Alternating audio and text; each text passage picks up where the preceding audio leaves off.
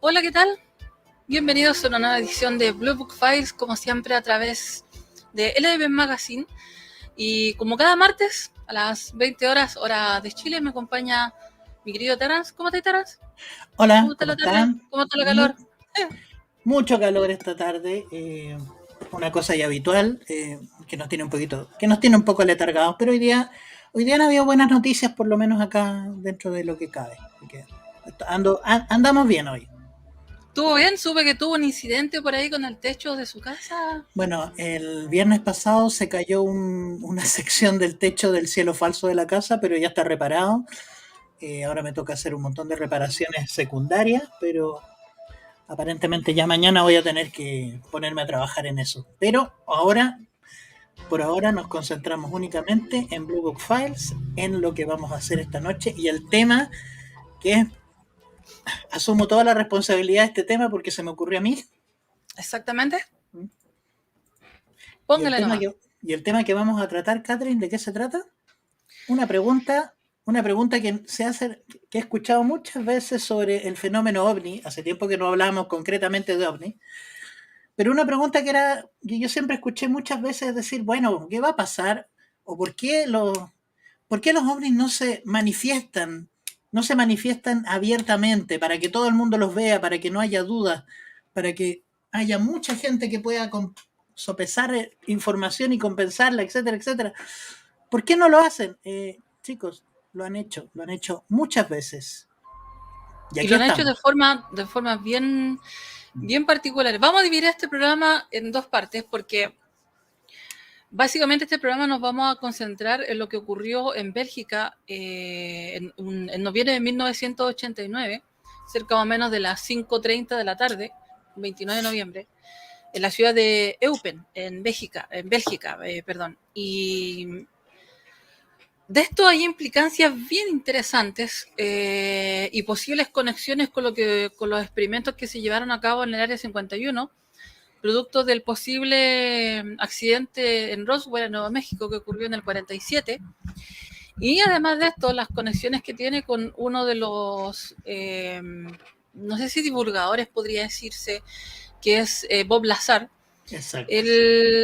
Vamos a dividir este programa en dos partes. La primera parte vamos a hablar de lo que ocurrió en Bélgica esa tarde del 89 y luego las conexiones que tiene con la tecnología y investigaciones, posibles investigaciones de ingeniería inversa que ha estado realizando el gobierno de los Estados Unidos con estos ovnis. Y ustedes saben que yo soy una mujer de ciencia, obviamente, pero hay cosas que yo creo que tienen que hay que tomarla de una forma seria. Yo creo que la investigación ovni es algo que se debe tomar seriamente.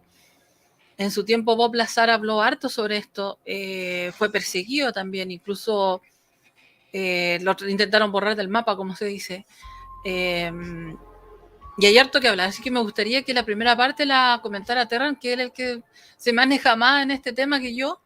Así es. Eh, A ver, vamos a comenzar Así con que algo. partamos primero por Sí, el principio, Terran. ¿Cómo, sí. ¿Cómo comenzó este asunto? Esto ocurrió una tarde del 29 de noviembre de 1989 en la ciudad de Eupen, ¿correcto? Esto creció, claro, en la ciudad de Eupen en noviembre de 1989, a las 5:30 de la tarde. La policía, dos patrulleros, informan a su central que ni más ni menos un enorme objeto flotaba en el aire sobre el campo, frente a ellos. Hay una Según el, cosa que, antes según el que informe de la policía, perdona, con que esto quiero terminar. Según el informe de la policía, era un objeto tan brillante que iluminaba como cuando se encienden las luces del estadio. exactamente. Antes que continuar, me gustaría saludar a quienes se están integrando a la Sí, por transmisión, a favor. Cristian, amigo Uh-huh. Cristian, a Starglow TV, que siempre está con nosotros, William Rex, también está siempre junto con nosotros. Y recuerda que estamos en 3 plataformas. Nuestro canal principal es en Facebook, Uh-huh. luego estamos en YouTube y también estamos en Twitch. Que Continúe nomás. Starlock se acaba de sumar a la sintonía a través de Twitch. Muchas gracias. Como siempre digo, tenemos que hacer algo con Twitch este año, aparte de hacer retransmisiones. Tenemos que Exactamente. darle algo de actividad a esta página para que crezcamos. A ver, ¿Qué es lo que ocurre? Volviendo al asunto, esta pareja de policías de Bélgica dan informe de este objeto enorme que está flotando en el aire, moviéndose muy lentamente. Eh, le dicen a su central que vayan al último piso del edificio y lo miran por la ventana, que lo vean por sí mismos. Es decir, era tan evidente. eh, Así que la gente, bueno, de la central se dan cuenta que no era una broma, lo van a ver y ven una nave triangular de proporciones gigantescas. No es, y eso es lo que vamos a discutir un poco más adelante. Cuando el operador el operador de la central de policía, que es el señor se llama Albert Kreutz, espero haberlo pronunciado bien, cuando volvió a la central, resulta que no solamente lo habían visto sus compañeros policías, sino que la central estaba saturada con llamadas a la policía acerca del mismo objeto. El oficial de policía, su nombre es Dieter Ploms, el compañero también, hicieron su informe del contacto visual. Kreutz le ordenó, síganlo. Curiosamente, la nave seguía la trayectoria de la carretera, así que la policía pudo seguirlo. Y así durante varios minutos y el vehículo se posó, digamos, o flotó o se mantuvo estacionario encima de una casa de retiro, una casa de... Imagino que hablan de una casa de retiro para gente mayor. Hay que tener en cuenta, mi querido Terrence, de que este avistamiento ovni, porque muchos dicen de que lo vamos a hablar un poquito más adelante, de que probablemente es un vehículo experimental que tiene el gobierno de los Estados Unidos, que lo vamos a mostrar, sí. Que hay unas posibles imágenes que podrían decir que ese es, pero un vehículo, como dicen que podría ser un experimento del gobierno. De hecho, este ovni yo creo que sí lo es, pero es un objeto masivo, enorme, muy grande, es como el tamaño de un estadio de fútbol, de acuerdo a las declaraciones. Recordemos que hay una cosa, cuando aparecen ovnis, la veracidad del fenómeno se mide en base a la cantidad de testigos que han habido. Exacto. Por ejemplo, en este caso hubieron más de 1000 testigos que vieron el mismo objeto desde distintos ángulos, y pudieron capturarle, pudieron sacar fotografías, pudieron hacer algunos dibujos, como este dibujo que está aquí, y otras cosas. Y eso también habla mucho de la veracidad de un objeto. Por eso,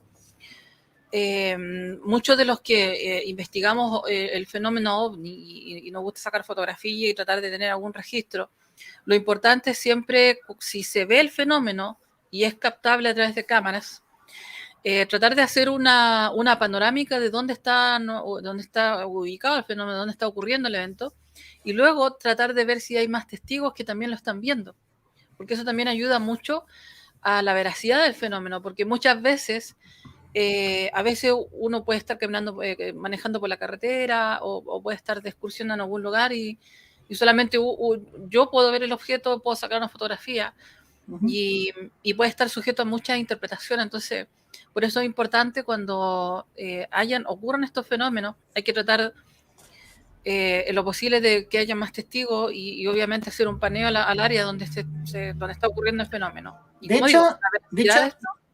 hecho hay un protocolo, claro. Hay una especie de protocolo que es bien sencillo al momento de que tú puedas avistar un ovni y tengas la posibilidad de grabarlo. De ser posible, mientras grabas, dices tú, no es necesario que digas tu nombre, pero tienes que decir, sería lo ideal que dijeras, ya estamos a tal fecha, esta es la hora, estoy observando este objeto estoy observándolo de dirección sur a norte, hacer, tal como dice Catherine, hacer una panorámica para poder comparar el tamaño del objeto con algún árbol, una casa, un poste, porque eso permite después al investigador calcular la distancia y el tamaño. Y por supuesto decir si quieres o no decir tu nombre, pero es muy importante decir el día y la hora, porque eso permite, si hay más testigos, poder corroborarlo. Y en el caso de estos avistamientos y de montones más, está la posibilidad de que hayan sido detectados por radar. Entonces eso te permite verificar, hacer una triangulación y verificar efectivamente si lo que viste fue un ovni, o se puede descartar y decir, no, ¿sabes qué? Es un vehículo experimental, es un fenómeno atmosférico o es precisamente un objeto no identificado, o como el término técnico que no se me olvida, que lo habíamos hablado hace muchos años, el término técnico que se ocupa ahora es fenómeno aéreo anómalo. Exacto. Y es un Para darle un fenómeno que poco... le ha dado el gobierno de los Estados Unidos, justamente porque ellos, como ustedes saben, Donald Trump, durante su gobierno, él creó una fuerza de vigilancia aérea, creo que ya se llamaba, no me acuerdo ya. Sí, y no es por jactarme, pero resulta que la Fuerza Aérea Chilena tenía un protocolo de detección de ovnis y tiene una oficina de detección de fenómenos aéreos anómalos bastante, un poco, por no decir mucho, un poco más antigua que la que Estados Unidos reconoce como tal. Esto me recuerda mucho el ovni gigante que se vio en la época en el año 92, que fue captado por satélite, que es chileno, que era un ovni de 400 kilómetros. Exacto, De sí hecho, me acuerdo. sí, no sé, de hecho, por acá tengo el video, no sé si después lo podríamos compartir. Sí. Tenemos un par de videos que es un poco como para mostrarles cómo se graban los ovnis cuando tienes la oportunidad, o sea, si tienes la oportunidad de hacerlo con calma. Bueno, continuando un poco con el incidente, que después vamos a darle el nombre. Bueno, ¿qué ocurrió? En este primer avistamiento detuvieron la policía, vio que este enorme vehículo se posó sobre un hostal, sobre una casa de retiro, perdón. Ahí pudieron verlo con mayor calma. Era un objeto triangular. En cada uno de sus ángulos tenían unas luces que oscilaban entre el naranja y el marrón. Y en el centro de la parte inferior había una luz roja y brillante que destellaba en intervalos regulares. Esta es la descripción de la policía. Mientras los oficiales miraban, había un objeto pequeño parecido a un dron, que ahora lo podríamos llamar así.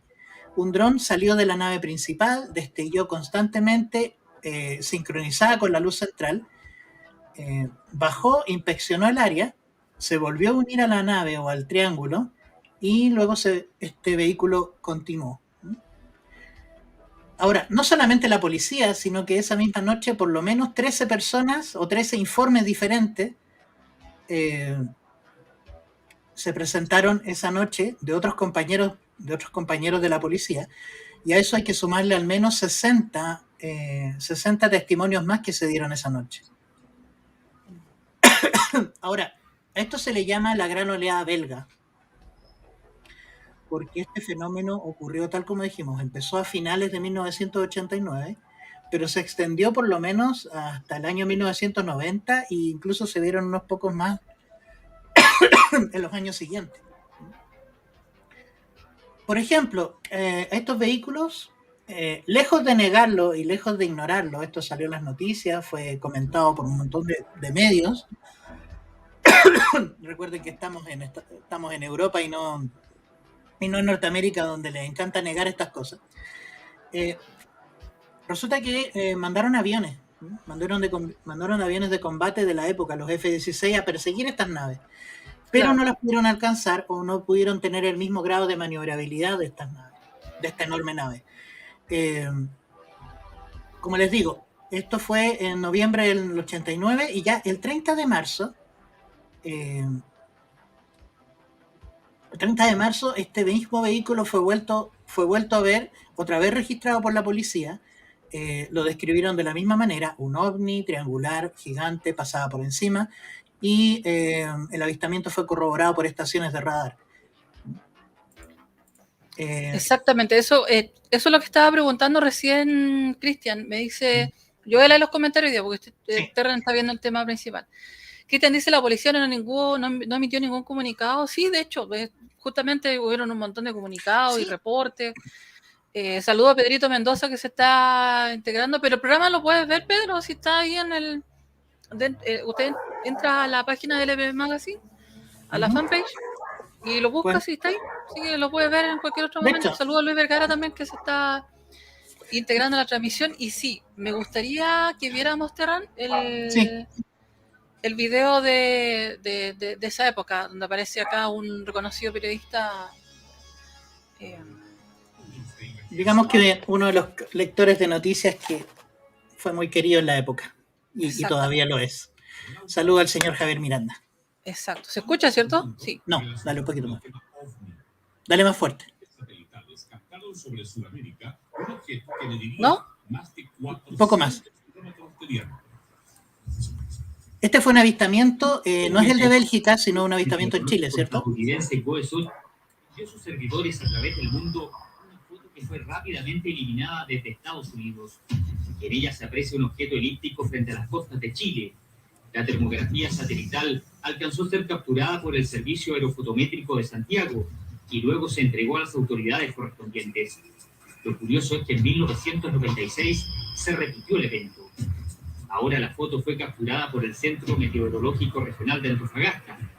El objeto aparece frente a Brasil. Durante años se analizó e investigó el incidente y ahora se develaron sus conclusiones. Para descartar falla en la impresión del equipo, se volvieron a tomar otras fotografías que mostraron la misma figura. Para que la imagen haya salido tan nítida y perfilada, los especialistas coinciden que el objeto se desplazaba a la misma velocidad que el satélite. Esto es unos 3,1 kilómetros por segundo. Es un cuerpo que no sabemos qué es lo que es, ¿ya?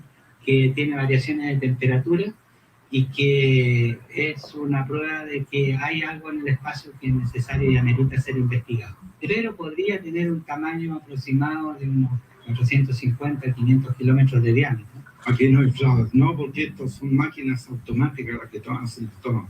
Ahí no interviene la mano del hombre. El objeto sería casi una ciudad volando y, según evidencia la primera fotografía, produce interferencia electromagnética que se manifiesta en estas rayas develadas por la ampliación computacional de la foto del jueves 8. Esto indicaría, según algunas fuentes, que se trata de un objeto que se desplaza gracias a algún tipo de energía. Recordemos que este satélite geoestacionario se encuentra orbitando alrededor de la Tierra a casi 36.000 kilómetros sobre la superficie terrestre. Al observar esta imagen que nos denota un gigantesco tamaño en relación a nuestro sentido de proporción, recordamos un diálogo con un piloto ecuatoriano. Nosotros tuvimos una experiencia cuando veníamos desde Santiago de Chile en un vuelo normal, Santiago de Chile, Guayaquil, con el señor general Durán, y en ese tiempo el capitán Rosso nos acompañó durante más o menos unos 15 minutos, un objeto que no podíamos identificarle si era algo extraterrestre. Y a la vez nosotros a unas 150 millas fuera de lo que es tierra, porque veníamos en todo lo que es mar, divisamos en la parte de mar al fondo una ciudad, como podríamos decir, una ciudad satélite, una parte donde se veía todo normal, pero dentro del mar, a la profundidad del mar. Nosotros veníamos más o menos a unos 33.000 pies de altura y se pudo observar normalmente que eso era una ciudad que existía ahí, ¿no? Nosotros pudimos observar lo que es edificaciones, lo que había de noche, a la madrugada, más o menos luces, unas luces bajo el agua, unas luces claras que daban la identificación como que fuera una ciudad ahí abajo. Definitivamente desde bajo el agua, porque nosotros estábamos 150 millas fuera de lo que era tierra, en la parte que nosotros veníamos volando. Luego de años de investigación fue liberado por las autoridades. Bueno, ese es más o menos la nota que se hizo en aquel entonces. Exactamente. Entonces llama la atención porque muchas veces decimos, exacto, el satélite, como dice acá Luis Vergara, el satélite era el GOES 8, tiene una fotografía similar a la del OVNI, de 400 kilómetros de diámetro, volando sobre las costas chilenas, además que toda también sobre los Estados Unidos. Muchos saludos, Luis. La NASA dio una explicación bastante burda en torno a las fotografías que se dieron en Chile y Susímen. La explicación que era parte del brillo de la luna reflejada. Sí, era gas de pantano que refleja la luz de Venus. Y lo que estamos viendo es una distorsión electromagnética. No estamos viendo una imagen física o fotográfica del objeto, ¿cierto? Eso lo vamos a explicar un poquito más adelante, luego que Terán termine de explicarnos lo que ocurrió en Bélgica, porque el mismo Bob Lazar, que fue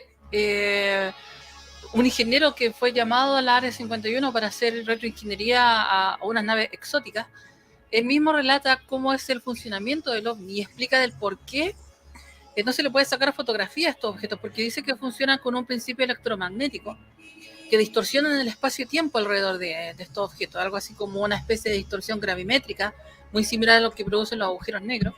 Entonces, ¿qué ocurre? Que cuando se intenta sacar fotografías, la luz, ustedes saben que nosotros vemos por refracción de luz, o sea, la luz Exacto. rebota en los objetos que nosotros vemos y esa luz retorna a nuestro ojo, nuestro cerebro procesa y podemos ver. Entonces, Exacto. el principio para todos los objetos que vemos es el mismo. Entonces, cuando aparece un ovni, al tener esa distorsión gravimétrica, la luz no rebota como correctamente, se distorsiona, y por eso es que las cámaras no pueden sacar fotos. Por eso se dicen, ¿por qué nunca hay fotos nítidas de un ovni? ¿Por qué no hay una foto donde se vea a detalle, no se vean si tiene alguna marca, algún logo, o si viene de algunos lugares? Justamente por eso, porque produce una distorsión gravimétrica que cuando uno intenta sacarle fotos se ven extraños, se ven distorsionados, borrosos. Es por eso, pero ahí lo vamos a ver más adelante, porque mismo Bob Lazar lo explica en una entrevista que se hizo hace bastante tiempo atrás. Continuamos más tarde. A ver, respondiendo un poco a la pregunta de Cristian, ¿cuál fue el informe del radar de acuerdo a este fenómeno? Decía, este vehículo triangular se movía a muy baja altura, se movía muy lentamente sobre territorio belga. Lo detectaron cerca de una ciudad llamada Glons, un pueblo llamado Glons, al sureste del país. Después una estación de la OTAN, aquí no estamos hablando de estaciones ni de aficionados ni nada por el estilo, una estación de radar tripulada o manejada por la OTAN estaba dando información sobre el objeto, y después en otras estaciones de radar recibieron la misma respuesta. El objeto no respondió ninguna llamada para identificarse, no envió ninguna señal, y ahí fue cuando se ordenó que fueran los aviones, que eran aviones F-16 fabricados en Estados Unidos, para interceptar el objeto. Hay una imagen, hay un video que fue el único video que encontramos disponible, que fue súper difícil también poder conseguir, lo que es el único video, el único registro visual que hay de este fenómeno. Hay una fotografía que es aquí. Este fue un video que supone que supuestamente es el único video oficial donde se pudo captar la imagen. Esto se ve verde porque está grabado con cámara, se intentó grabar con cámara infrarroja, y de hecho tratar de capturar ovnis con cámara infrarroja es bastante difícil, por lo mismo, porque producen esa distorsión gravimétrica, y eso lo explica Bob Lazar más adelante. Dale nomás. Bueno, hay una fotografía que han tratado de desvirtuar, como que hacía una maqueta, que es como la más famosa de este fenómeno, donde se ve algo muy similar y se ve distorsionado, se ve borroso, se ven los colores, es una sombra muy oscura con las luces rojizas, se ve bien imponente, pero como digo, yo creo que lo más oficial o lo más legítimo que se puede encontrar sobre la oleada belga es precisamente esta imagen.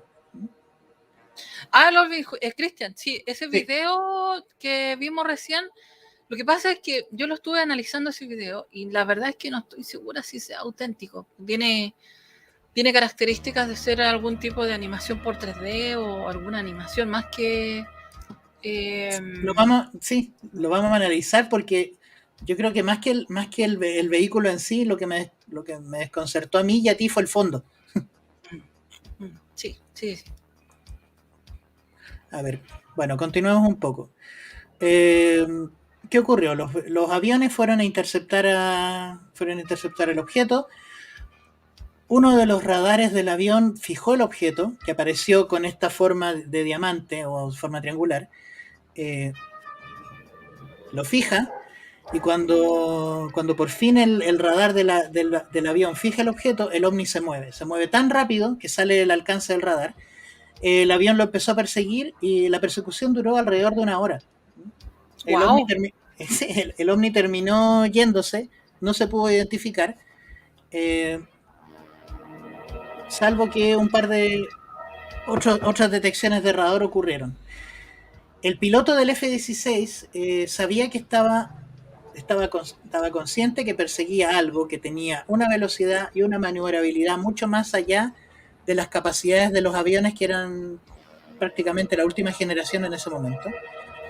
El radar mostró que el ovni había bajado de 10.000 pies a 500 pies en 5 segundos. Esa era la movilidad que tenía. Los avistamientos de los triángulos gigantes continuaron, como digo, esto duró, por algo se le llama la oleada, continuó durante meses. Volaban tan bajo que se podían ver a simple vista. Y como mencionamos antes, durante toda esta oleada hubo por lo menos 2.000, se registran alrededor de 2.000 registros de llamadas, de denuncias, gente que hizo, que declaró los vistos. Y de esas 2.000 denuncias fueron analizadas, fueron revisadas, y por lo menos hay 600 que fueron verificadas. O sea, tenemos un fenómeno ovni que duró durante meses, que se paseó por territorio belga durante casi 1 año, 2 años. Más o menos, exactamente. Con 600 personas verificadas, con 500 a medio verificar, y un total de 2.000 denuncias o 2.000 registros de gente que dijo que yo lo vi. Y esto pasó hace 30 años. No, 30 años. 30, casi 40 años. ¿Esta es la foto, Terrence? No, esta es una foto, esta corresponde a otro avistamiento, porque a la oleada belga siguieron otros avistamientos en Estados Unidos. Pero esta encuadra con la descripción que se dio en su momento. La única foto que hay, así como oficial y como la más popular, está a colores. Está como muy cerca, muy en primer plano. Se ven las luces. Se ven las luces muy fuertes, en un tono muy rojizo. Se ve un poco distorsionada la imagen, por supuesto. No logramos capturar esa foto, si no la tenemos. ¿O sí? No importa.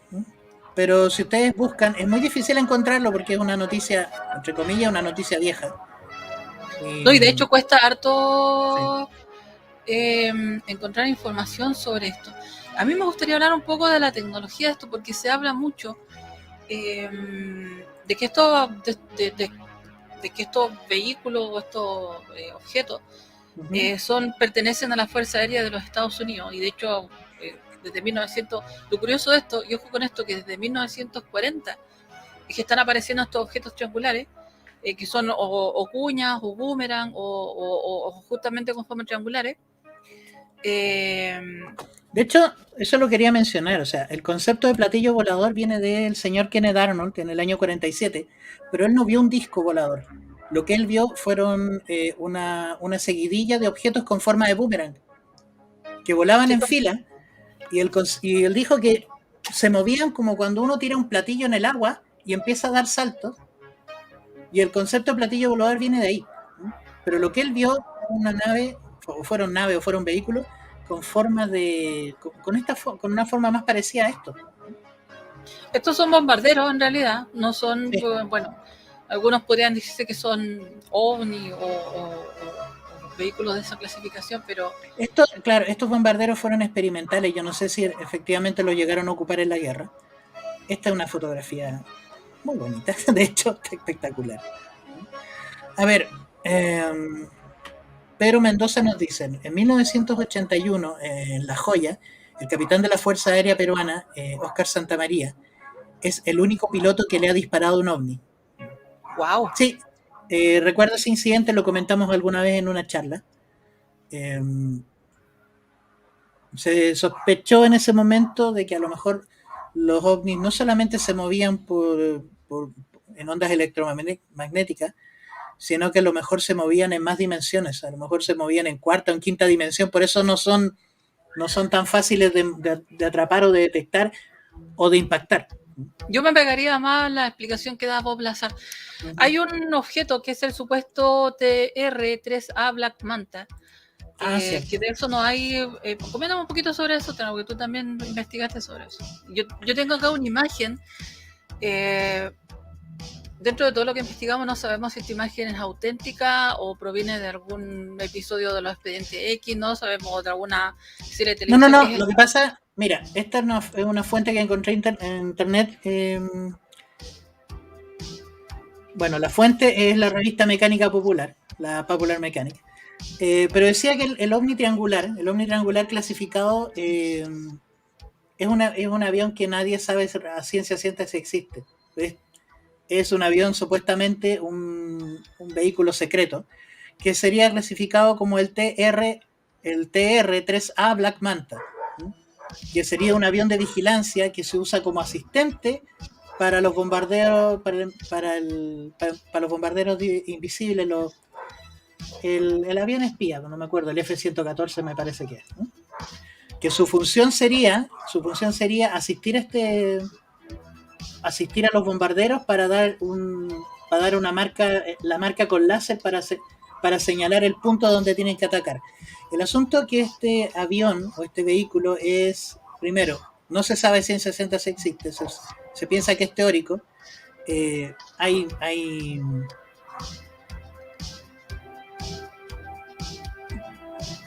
Pero el problema con esto es que si ustedes lo ven, ya perfecto, esto es un avión espía, es un avión bombardero, pero por muy grande que sea, no cuadra con el avistamiento que se dio en Bélgica.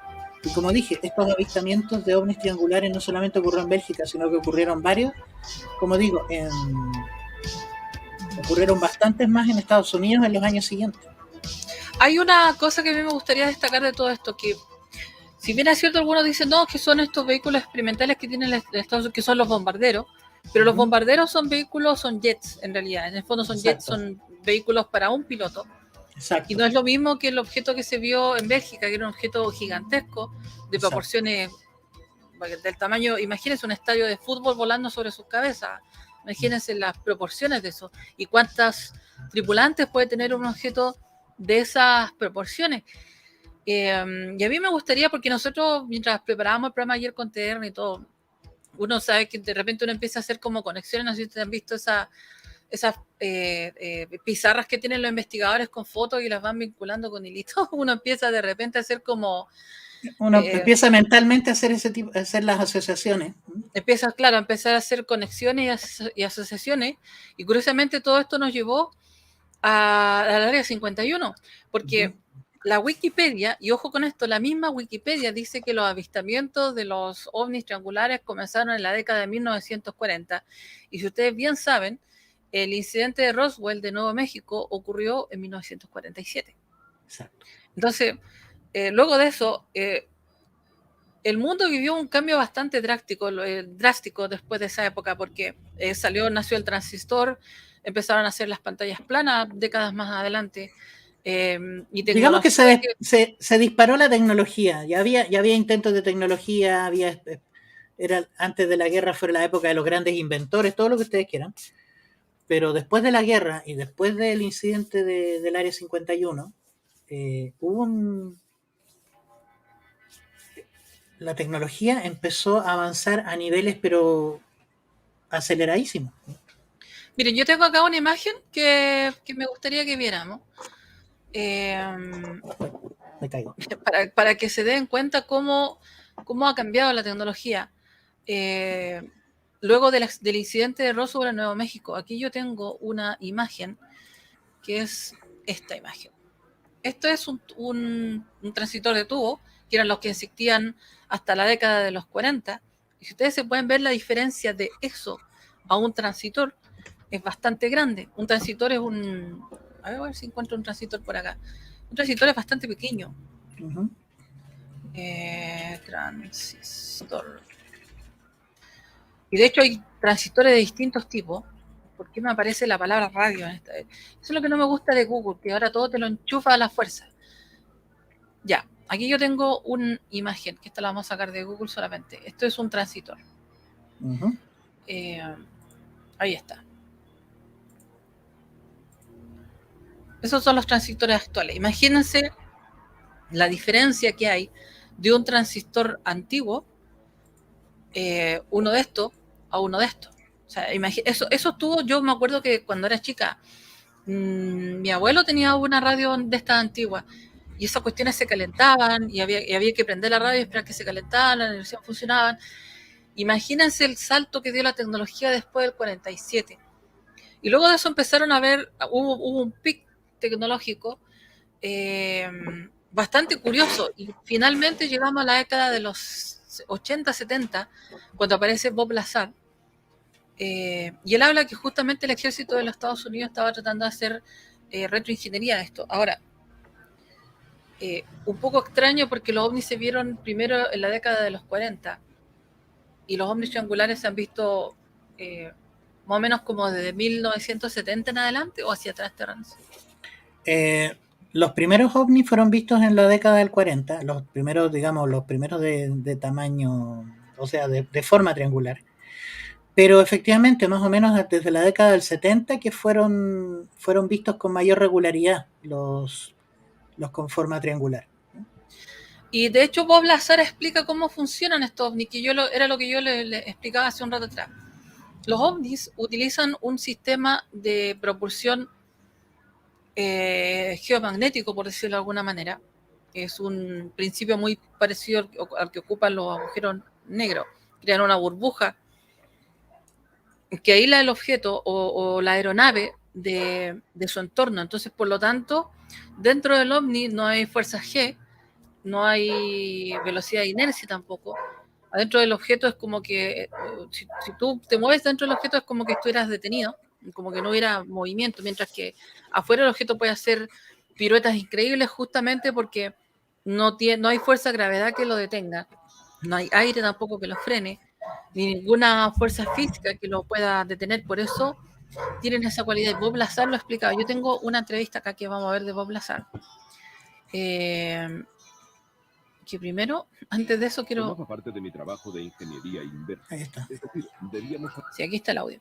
Que esta es una entrevista que habla. Y aquí justamente el mismo Bob Lazar explica cómo es la ingeniería inversa que se utilizó para esto. Recordemos que Bob Lazar fue perseguido durante mucho tiempo por el gobierno, fue acusado de fraude, incluso trataron de borrar sus datos como químico. Ahora él trabaja en forma independiente porque se le hizo casi imposible encontrar trabajo luego de dar estas declaraciones. Pero veamos el video. El funcionamiento del sistema de propulsión.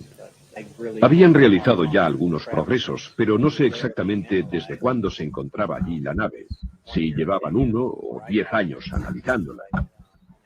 En cualquier caso, con pocos progresos. En total había 9 platillos. Pero yo trabajé en ingeniería inversa solo con un objeto.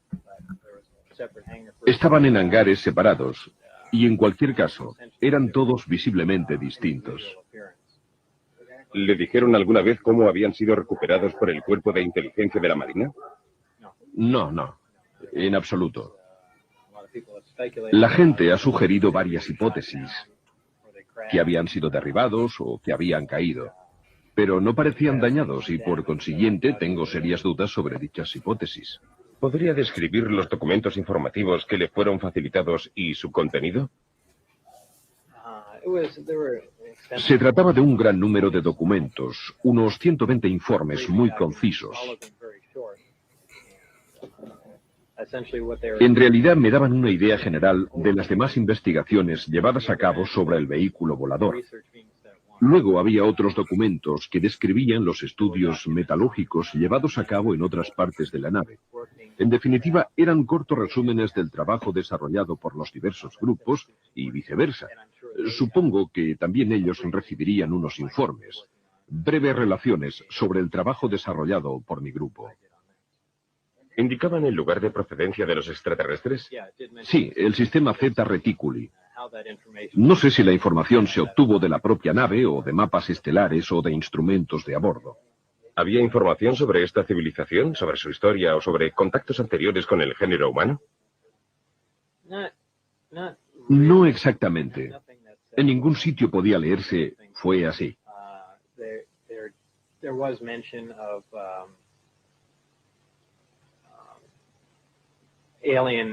Se hacía referencia a una intervención extraterrestre que se había producido en el pasado, hace muchísimos años. Millones de años. En cuanto a los documentos que pude consultar,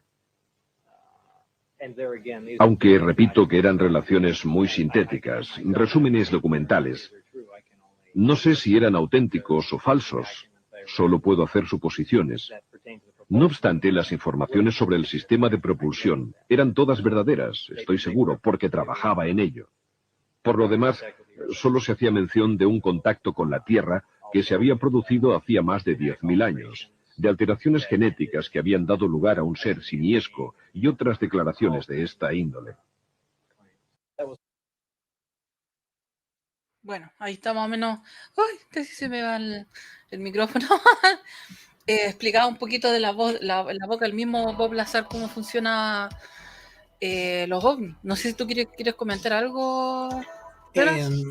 No. Lo que pasa es que siempre se ha dicho, como decíamos antes, siempre se ha dicho que, y lo hemos visto a través del programa, a través de otros programas que hemos hecho, hay una clasificación para la forma de los ovnis, y eso te puede indicar un poco de cuál es su naturaleza y de dónde vienen. Los ovnis típicos, por decirlo de alguna manera, los ovnis circulares, que su forma puede variar de una o de otra, se dice que son vehículos que vienen de fuera. Los ovnis con forma de cigarro, no sé si se dice que son creados en la Tierra, pero no por nosotros, si es que no me estoy equivocando. Y los ovnis con forma triangular serían de fabricación terrestre, serían vehículos secretos o vehículos experimentales. Y esto que estamos viendo parece una persona, ¿cierto? Si esto fue captado, esto es un video que fue captado en Glasgow, si no me equivoco. Uh-huh. Y bueno, como saben, los ovnis son muy difíciles de determinar qué son, la forma que tienen. Yo, de hecho, ayer, dentro de todas las investigaciones que hicimos con Terrance, encontramos una clasificación de ovnis, que más o menos esto que estamos viendo acá, que son imagínense la cantidad de ovnis que hay, partiendo primero por el primero, que fue el de Adamski, que después se supo que los ovnis de Adamski eran básicamente no eran verdaderos. Uy, me veo como extrañamente blanca de repente. Después están los ovnis grandes, que son de 50 metros de diámetro. Hay unos que son más grandes todavía, con forma alargada. Hay otros que son 3 kilómetros ya, 3 kilómetros de largo. El que acabamos de ver ahora es que el que se vio en Italia, muy parecido al que vimos recién. Claro. Después están los de tipo All Saucer, que son los que están acá. Y bueno, hay una enciclopedia, no sé si es una enciclopedia o hay un libro donde muestra todas las formas que hay de ovni, y la cantidad de que hay es enorme. Yo tengo una teoría con respecto al origen de los ovnis. Últimamente se han visto ovnis, por decirlo, con forma de energía o forma orgánica, que se mueven casi como si fueran unas bacterias gigantes. Que hay registros de avistamientos de esos en Chile también. Claro, aquí tenemos otro registro. Esto ocurrió el 10 de agosto del 2019 en Civilian, Ursi, si no me equivoco. Así es. Este video es bien particular. Fíjense, yo voy a pausar un poquito el video. Fíjense que se puede ver bastante definido, pero aún así, en algunas zonas hay como una especie de distorsión.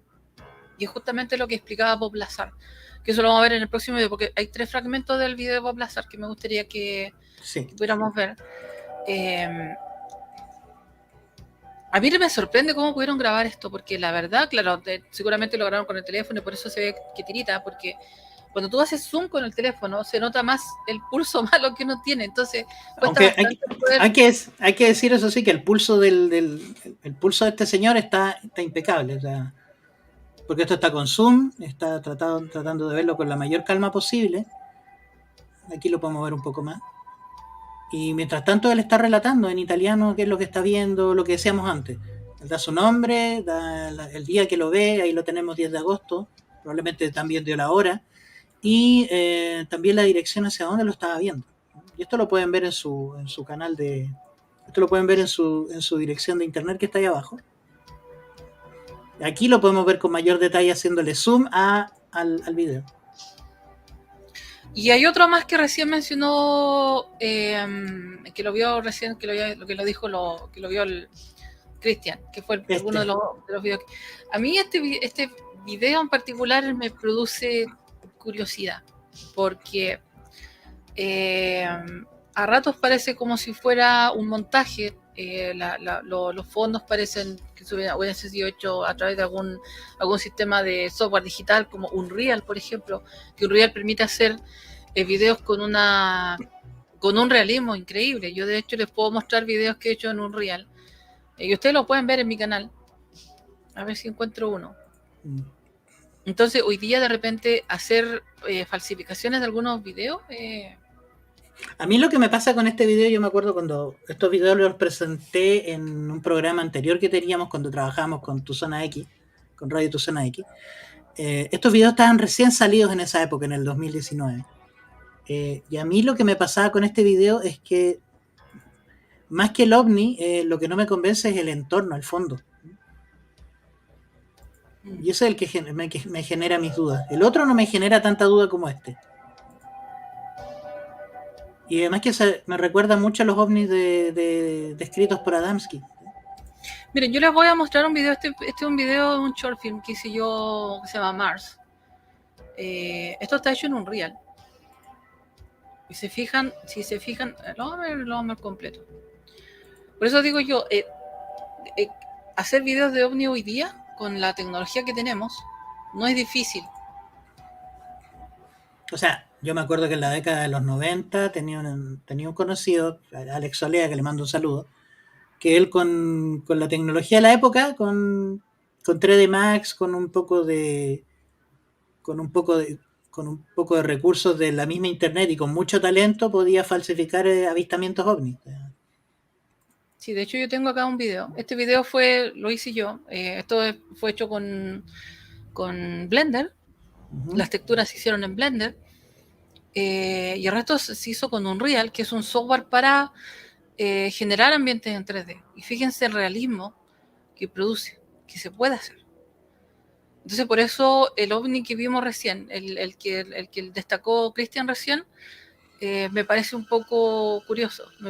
Porque si un video antiguo tiene mucha calidad y la forma en cómo se mueve el ovni es muy realista.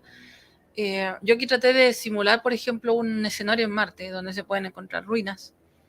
Y esto está hecho en Unreal, en un software que es para videojuegos, en realidad. Y que permite generar escenarios con un realismo increíble. Entonces hoy día, de repente ver videos de ovni con una calidad así tan perfecta es complejo. No, hay que ponerlo en duda, hay que analizarlo bien. Por eso, como he explicado al principio del programa, la veracidad de un video de un ovni se determina en base a la cantidad de testigos que han habido. Si tiene más de 10 testigos que han visto lo mismo y que lo han captado con sus dispositivos móviles de distinto ángulo, ese video es absolutamente auténtico. Pero si es un video que se ha grabado solamente desde un ángulo, donde lo ha visto una persona, hay que darle un par de vueltas y pensar un poquito si eso no es real. Fíjense el realismo que tiene esto. No sé qué piensas tú, Terras. Pasa mira, como lo que estabas diciendo, hay mucho programa del misterio alrededor del mundo que publica las cosas sin verificarlas. Y todos podemos caer en la tentación o en el truco de tirar algo porque se ve espectacular y uno no se da el trabajo de verificarlo. Yo de hecho tengo... No, dale, dile tú. No, dilo, ¿te sorprende qué cosa?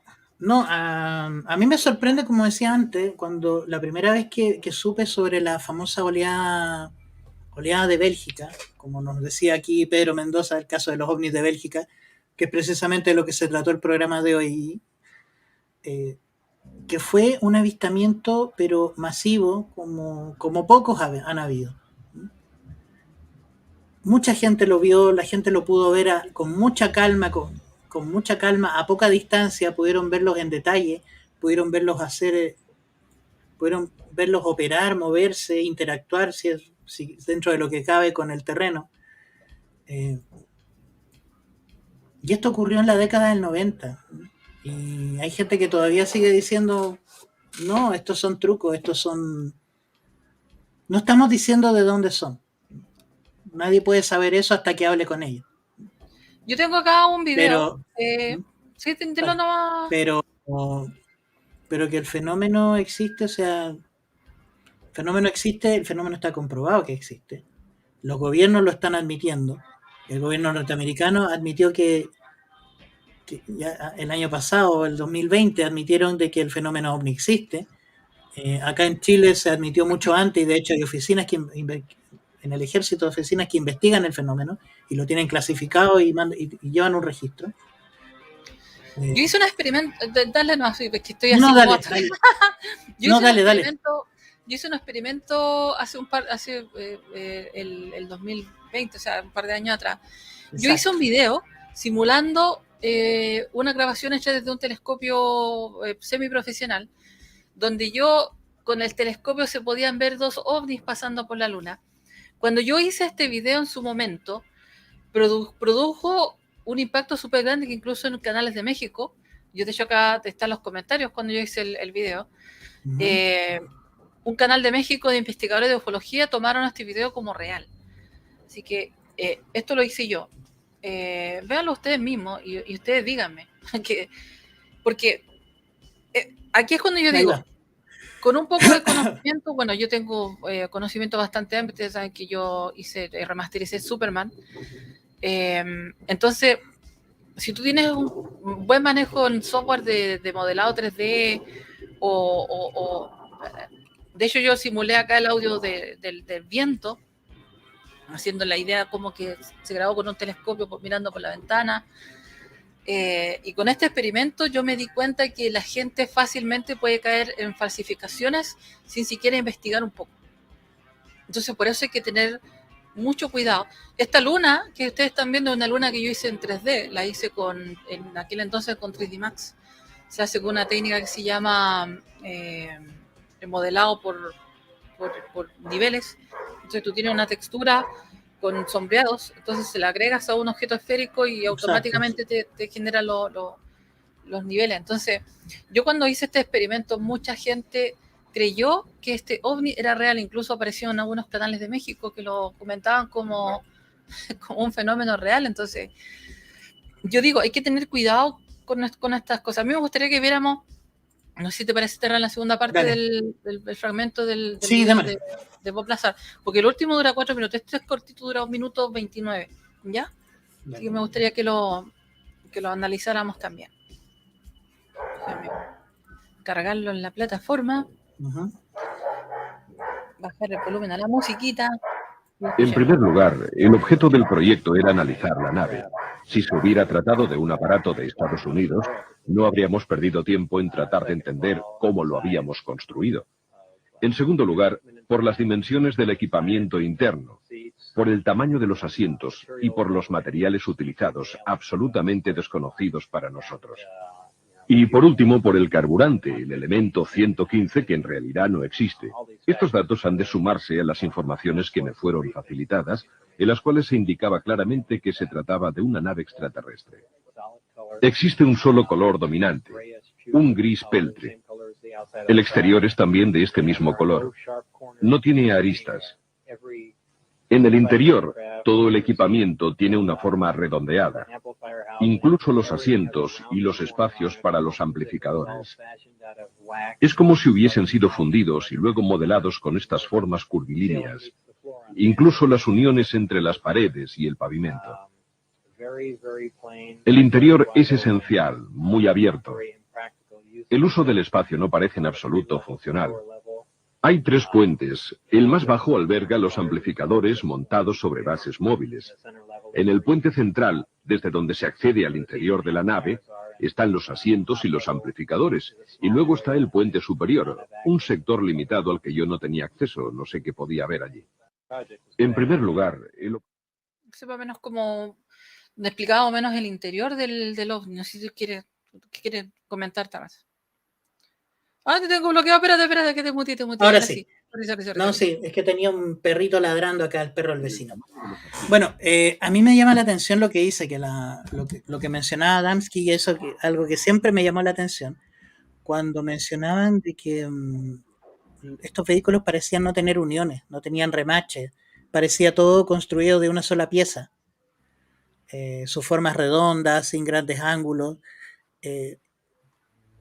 Claro, en el momento que Lazar lo está describiendo, no existía el concepto que tenemos ahora de imprimir de una impresora 3D. Yo tuve hace tiempo Me da atrás la una experiencia bien rara, que no estoy segura si fue un sueño o si habrá sido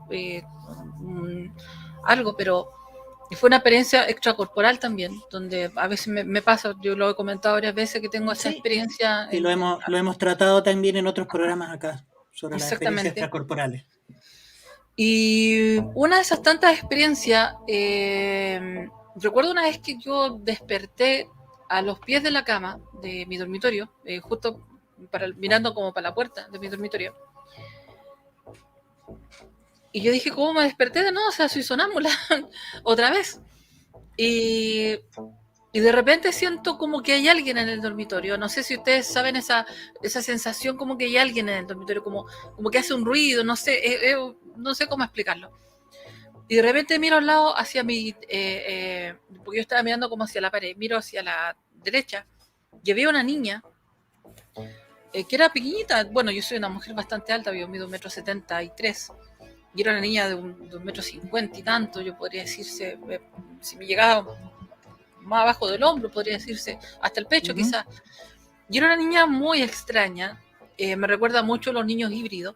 Tenía unos ojos grandes, azules, celestes, de un color precioso, un pelo rubio, muy fino, y la cara era así como, era como un híbrido entre un gris y una persona, porque tenía facciones de ese tipo.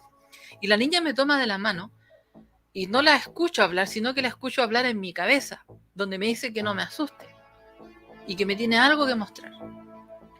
En ese momento, cuando me toma la mano y me dice tengo algo que mostrarte, es como que inmediatamente de estar parada en mi dormitorio, estaba parada en una especie de estación donde habían unos ventanales que eran redondeados hacia arriba, como eran redondos y hacían este dibujo. Los ventanales eran así. Si uno los miraba de lado, eran así redonditos.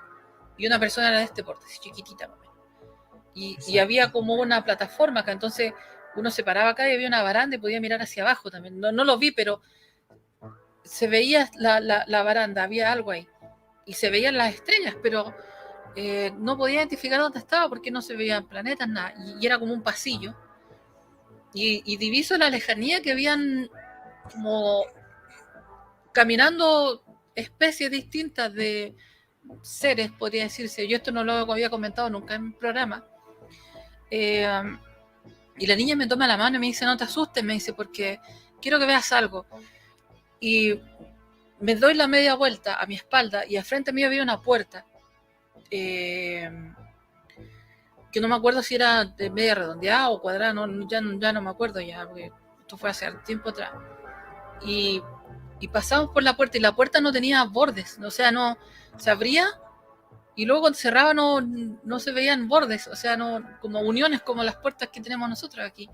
Y se abre la puerta, pasamos por esa puerta y llegamos a una especie de hangar, donde estábamos en una plataforma como para mirar. Y se veía una máquina gigantesca, grande, que terminaba así como en puntitas, igual que una aguja, muy de lejos. Y se veía que algo estaba haciendo la máquina, pero no se movía, no se movía, sino que estaba como estática. Y era como una especie de hangar. No recuerdo lo que había alrededor, porque al ver el tamaño de esa máquina, que era como una especie de jeringa gigante, no como una jeringa, pero terminaba en una aguja o algo así como una especie de aguja o un terminal, no sé cómo llamarlo. La punta era como este lápiz más o menos. Y no se movía, para nada, parecía que esto era quieta. Y la niña me pasa un aparato que es igual que un pad, con una pantalla. Y la pantalla era era como que estuvieras mirando no era como las pantallas planas que uno, porque tú miras una pantalla y si la miras de lado, se nota que de lado se ve plano el mono. No sé si me explico. Por ejemplo, yo aquí estamos viendo la pantalla y si yo la pongo de lado, se ve que es plano, ¿correcto? En cambio, el dispositivo que me pasaron era como del tamaño de este aparato, un poquito más ancho. Lo extraño era que si tú lo mirabas de lado, veías de lado lo que había dentro. Era como que estuvieras mirando a través de una ventana. Era como una pantalla tridimensional, con profundidad.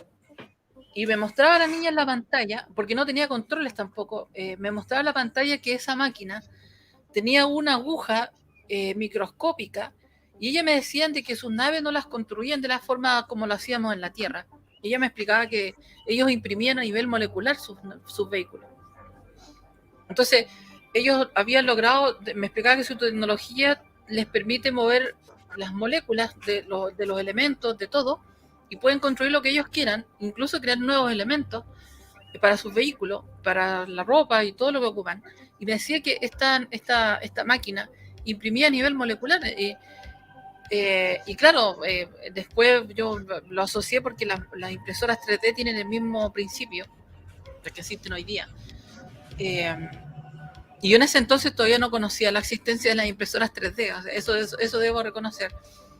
Y me sorprendió mucho porque yo dije, dije yo, cuando la niña me lo explicaba, yo pensaba, por eso los ovnis parece que no tuvieran costuras, uniones, remaches. Ni uniones, ni remaches, ni nada que los selle. Ni nada, es como si fuera una pieza compacta. Claro, porque dije, estos tipos imprimen a nivel molecular, o sea, agarran las moléculas, las mueven y las acomodan a su gusto y pueden crear las figuras que quieran, o sea, es como literalmente tener una impresora 3D gigantesca donde yo puedo hacer un auto, no sé, una nave, un avión, una silla, una mesa. Y la pantalla, la tecnología que tenían era impresionante, porque lo que más me impresionaba es que yo miraba la pantalla y me reía porque decía, pero es como, wow, yo no soy una mujer que me asusto fácilmente, no será por mi forma de ser y todo lo que he tenido que vivir. Entonces, sí estaba sorprendida, estupefacta, porque eso también me da respuesta a muchas cosas. Y luego de eso la niña me tomó la mano y me dijo, te tienes que ir. Y bueno, después tuve como otro sueño y desperté al día siguiente. Y por eso digo, yo no estoy segura si esta experiencia que tuve habrá sido una experiencia extracorporal o habrá sido simplemente un sueño, pero la manera como lo hacían era sorprendente. A mí lo que me impresiona un poco, lo que me impresiona mucho en realidad, el concepto de poder imprimir las cosas a través de simplemente reacomodar las cosas a nivel molecular. Primero, básicamente, entonces, si tú tienes necesidad de cualquier tipo de cosa, ya sea un elemento, ya sea hasta comida. Lo que sí tengo que destacar, ¿sí? Que la niña nunca en ningún momento me dijo que movían las moléculas, eso fue algo que yo asumí. Ella me decía que movían los elementos. Esa fue la palabra que ocupó. Bueno, entonces si eres capaz de mover los elementos o reacomodarlos o moverlos de cualquier lugar, si llegáramos a ese nivel de tecnología, cualquier problema, cualquier escasez de recursos se vuelve irrelevante. Es decir, muchas veces pensamos que, oye, ¿por qué vienen los extraterrestres? Vienen por los recursos. No vienen por los recursos, porque ya hemos visto en otros programas y hemos visto en otras noticias que en el cinturón de asteroides hay más recursos que en un solo asteroide, hay mucho más recursos de los que jamás vamos a tener en la Tierra. En la nube de Oort hay más agua de la que puede encontrarse en la Tierra porque está llena de cometas congelados. Exacto. Entonces todo lo que podamos necesitar está en el espacio. No tienen por qué venir a invadir un planeta o apoderarse de los recursos de un planeta.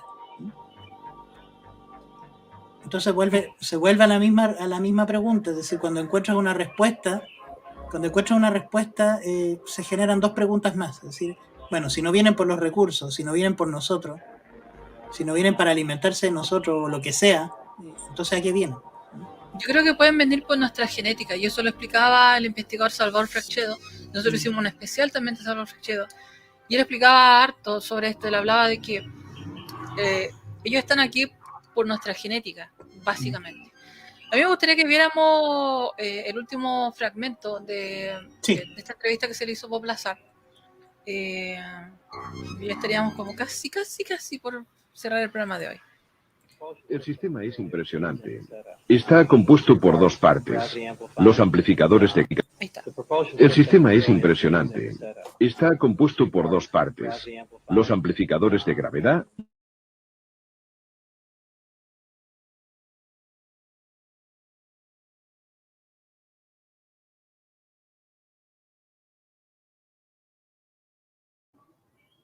Se mutió el audio, Catherine. Que por dos partes. Los amplificadores de gravedad y el reactor que proporciona energía. El reactor funciona por aniquilación completa alimentado por antimateria. La aniquilación completa es prácticamente la más eficaz de las tres reacciones nucleares que existen, esto es, fusión, fisión y aniquilación. Utiliza un elemento muy pesado, el elemento 115. Esta sería su situación en la tabla periódica. En la Tierra este elemento no ha sido aún sintetizado. El elemento es bombardeado en un acelerador de dimensiones extremadamente reducidas. Como consecuencia de ello, sufre una fisión espontánea y produce partículas de antimateria. Estas, gracias a un dispositivo termoeléctrico con una eficacia del 100%, interactúan con la materia gaseosa y se transforman en electricidad. Ahora bien, la primera ley de termodinámica viene a decir que la eficacia al 100% para cualquier dispositivo eléctrico es bastante imposible, ya que se producen dispersión de calor y otras pérdidas de esta índole. Pero yo, en este sistema, no las detecté. Es una tecnología absolutamente asombrosa. La increíble cantidad de energía que genera el sistema alimenta los amplificadores y, como producto secundario del bombardeo del elemento 115, se genera un fenómeno interesantísimo, es decir, una onda especial, la denominada gravitacional A. Esta onda viaja de un modo muy similar a las microondas. Se aplica a los amplificadores gravitacionales y, mediante la corriente eléctrica generada por el reactor, es amplificada y enfocada. La señal amplificada de este modo se torna ligeramente afásica y gracias a esto es posible atraer o rechazar cualquier cuerpo gravitacional. El vehículo es capaz de despegar, incluso utilizando un solo amplificador. Esta nave en concreto está dotada de 3 amplificadores, y cuando activa un solo amplificador para alejarse de la Tierra, utiliza la denominada configuración Omicron. Para viajar por el espacio, la nave gira sobre un lado, enfoca los 3 amplificadores en un único punto situado a enorme distancia, y luego se imprime máxima potencia a los amplificadores y al reactor. Prácticamente estiran el tejido del espacio, distorsionan el espacio-tiempo y lo atraen hacia la nave, que de esta manera se halla en condiciones de cubrir enormes distancias en un lapso de tiempo prácticamente nulo. La nave no se desplaza de manera lineal porque distorsiona el espacio. El propio tejido del espacio y, por consiguiente, también los campos gravitatorios y el tiempo están estrechamente ligados. Cuando se distorsiona un campo gravitatorio, se distorsionan también el espacio y el tiempo. Estas son cosas que sabemos desde hace tiempo, solo que no contamos con la posibilidad de comprobarlas. Aparentemente, esta civilización las ha llevado a la práctica. ¿Y ustedes han conseguido alguna vez poner en vuelo alguno de estos vehículos? Se realizaron muchos ensayos, pero no fuera de la atmósfera. Eran vuelos cortos, a baja altura. De hecho, eran objetos de un valor inestimable, y no era intención de nadie correr riesgos inútiles o destruirlos a causa del campo gravitatorio terrestre o por volar a cotas demasiado elevadas. Pero asistí a varias pruebas fuera del recinto de seguridad. Y en una ocasión lo vi todo a no más de 30 metros del vehículo. ¿Cómo maniobraba el objeto en vuelo? Era muy silencioso. Se elevaba generando un pequeño silbido. La superficie inferior emanaba una luz azul, probablemente debida al altísimo voltaje generado. Poco después, a medida que ganaba altura, la luz desaparecía y parecía como si flotara suavemente en el aire para luego posarse sobre el suelo, todo de manera muy tranquila y casi en absoluto silencio.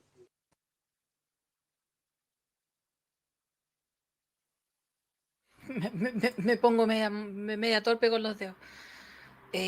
Terran, lo veo súper callado con todo esto. ¿Estás muteado o no? ¿Estás muteado? ¿Te muteaste tú mismo? Bueno, decía que estaba tratando de verificar un poco la pregunta que nos hacía Luis Vergara sobre los ovnis que sobrevolaron la Casa Blanca en 1952. Estaba tratando de averiguar qué ese... No, eso fue un hecho real. Sí, no, sí, de hecho eso fue un hecho real. Ocurrió. Y esa es la razón por la que el gobierno de los Estados Unidos... En Estados Unidos el fenómeno ovni es tomado con mucha seriedad. Lo investigan, por eso lo investiga la Fuerza Aérea y otros medios. De hecho, en Estados Unidos existe la MUFON, que es una fuente de datos súper grande de fenómeno ovni. Hay videos también ahí en la MUFON donde se pueden encontrar harto sobre eso. Entonces en Estados Unidos el fenómeno se toma con mucha veracidad. Y de hecho, cuando ocurrió eso en Washington, el gobierno de Estados Unidos tomó carta en el asunto porque dijo, bueno, estos tipos se pueden pasear por nuestros cielos sin ninguna posibilidad de que nadie los detenga. O sea, se mueven y hacen lo que quieren y nadie los puede frenar, nadie los puede detener, nadie los puede controlar. Y ustedes vieron mientras explicaba... Y eso es inaceptable, por amor de Dios. Claro, y ahí ustedes vieron cómo lo explicaba Bob Lazar, que la tecnología que ellos tienen es justamente lo que yo les explicaba, es una tecnología antigravitatoria, o crea una especie de burbuja gravitatoria, que al ovni lo aísla de cualquier fuerza externa gravitatoria, y también de fuerza G, y incluso del movimiento de la inercia. Entonces, si tú estás dentro del ovni, y el ovni hace esos movimientos, esas piruetas, y movimientos bruscos que nosotros vemos, adentro tú no vas a sentir nada porque no estás sujeto o atado a la fuerza de gravedad del planeta. Y en el espacio también me imagino que el ovni puede generar también su propia fuerza de gravedad artificial si está viajando por el espacio. Yo tengo una teoría, y esto es mi teoría, y voy a asumir responsabilidad absoluta de lo que voy a decir, de cuál es el origen de estos seres, que lo hemos conversado con Terrence. No sé si tú te acuerdas, Terrence, que yo te lo he conversado varias veces. Porque dicen de que vienen de Zeta Reticuli. Todos dicen, no, que Zeta Reticuli, Zeta Reticuli. Esta es una teoría. Ojo, una teoría es algo que no se ha probado, que no se ha demostrado, es una idea, y a lo mejor puede que sea lo opuesto, lo contrario, a lo mejor yo estoy equivocada. Pero mi teoría es la siguiente. Yo pienso que los planetas cercanos a nuestra Tierra, que están dentro, digamos, del sistema solar interno, antes del cinturón de asteroides, donde estaba Faetón, tanto el planeta marciano, Marte, como planeta Venus, yo creo que son planetas que sí están habitados, que sí son habitables, pero no son compatibles para la vida humana. Dicho esto, yo creo que ahí hay formas de vida inteligentes que han desarrollado una civilización bastante grande, que incluso puede ser más antigua que nosotros, y esta civilización son los que nos han visitado desde hace muchos años, y que obviamente no van a interferir ni se van a inmiscuir en los asuntos terrestres porque lógicamente no les interesa.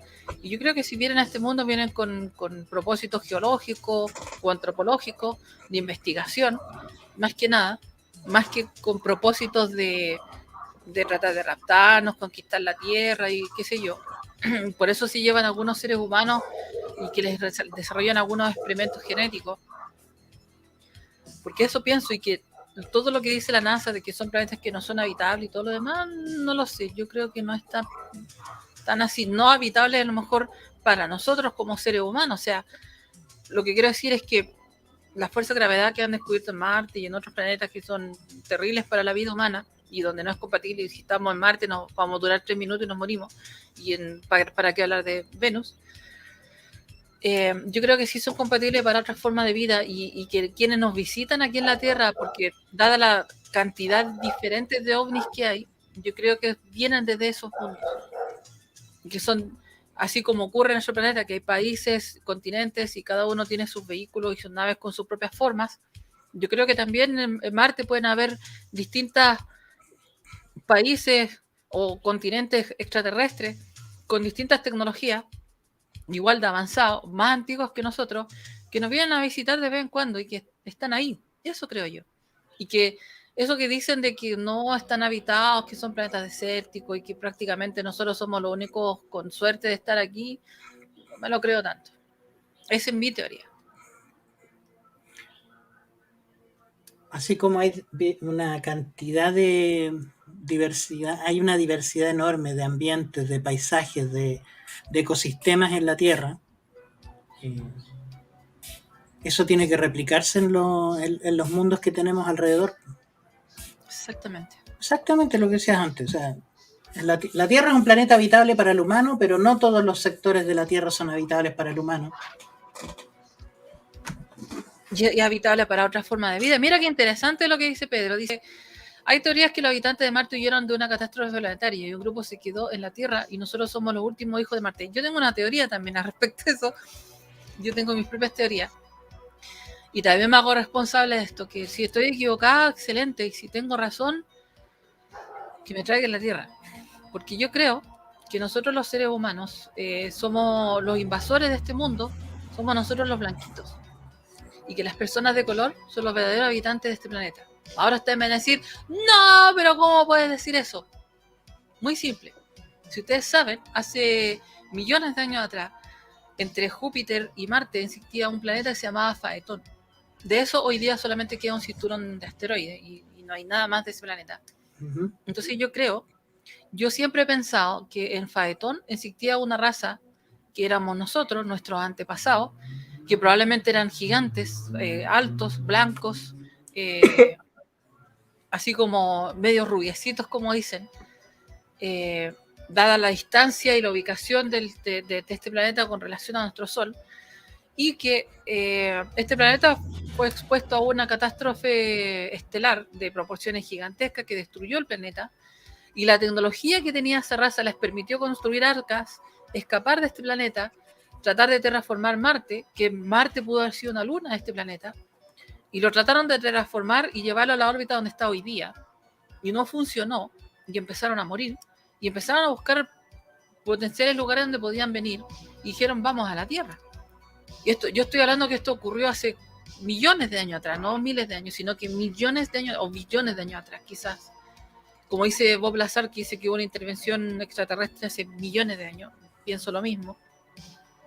Y que esos seres que llegaron acá a este planeta eran justamente los Anunnakis, entre comillas, y que no son más que nuestros antepasados, que tuvieron quizá una especie de guerra civil con los habitantes de este planeta, que eran justamente las personas de color, y me refiero a las personas de color, las personas que son más oscuras que nosotros, los más oscuros, porque yo me he dado cuenta que esas personas tienen una resistencia mucho mayor al ser humano, son superiores en algunos aspectos, son mucho más fuertes, están mucho más adaptados para vivir en las condiciones de este mundo que nosotros los blanquitos.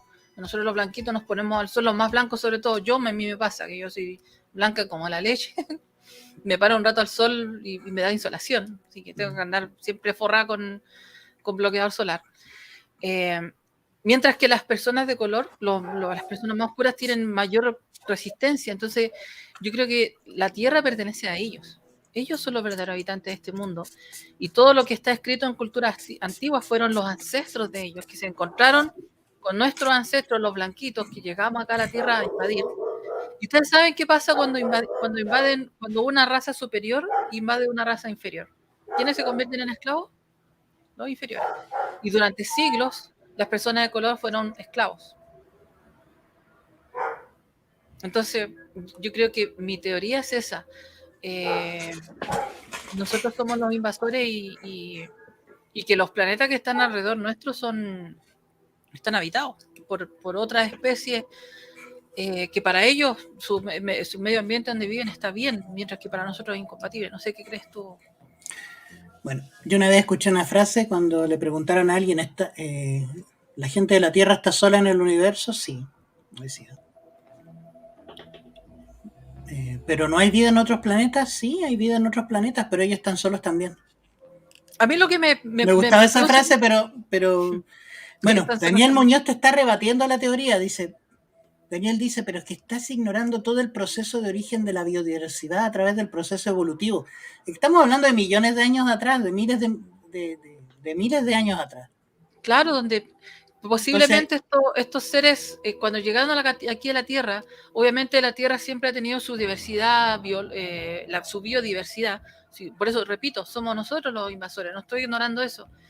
Y que cuando nosotros llegamos, si tuvimos la tecnología de construir arcas y tratar de terraformar un planeta, estos ancestros nuestros tuvieron la tecnología suficiente para poder hacer adaptaciones genéticas utilizando los genes de los seres que ya vivían en este planeta, o los habitantes originales de este planeta, para poder adaptarnos, y nosotros somos el resultado de eso, somos el resultado de ingeniería genética, básicamente.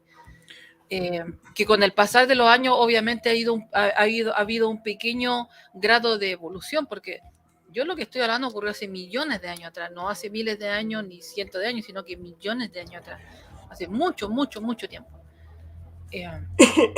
Por eso digo, es una teoría, no es tampoco algo que, si existe algo para probarlo, sería espectacular. Pero yo lo digo, ¿por qué? Porque durante mucho tiempo el ser humano, hay una cosa que a mí me hace ruido, el ser humano ha descubierto fósiles de dinosaurios, ha logrado recrear cómo era la Tierra en la vida en la Tierra hace millones de años. Puede especular cómo era la piel de los dinosaurios de aquel entonces, puede especular cómo eran los fósiles de los dinosaurios, cómo los armaban o cómo se movían. Exacto, es una hipótesis, Daniel, no es tampoco algo que realmente sea así. A lo que voy yo tengo preguntas y no tienen respuesta. Una de esas preguntas es esa: el ser humano ha descubierto fósiles antiguos de dinosaurios y se puede hacer la idea de cómo eran y todo, pero todavía no hay respuesta de dónde somos. ¿Por qué?